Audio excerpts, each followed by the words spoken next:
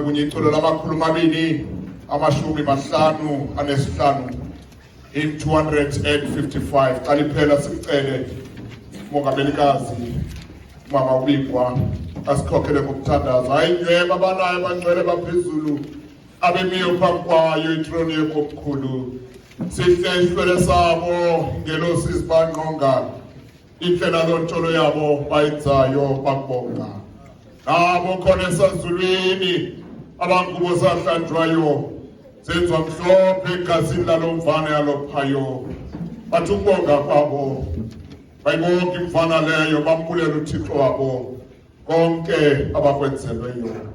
Pheliswe lonke ityala qitshelwe ubungqambi kasekho namaxhala abanqanwa abalambi ukuphumla bakuphiwe bahlala bonwabile iimbizi zosuliwe zonke inhlungu ziphelile nganamthi ngema nabo abo bantu abangcwele idumisa inkosi yabo leyo mvana ibafele. Hymn 255.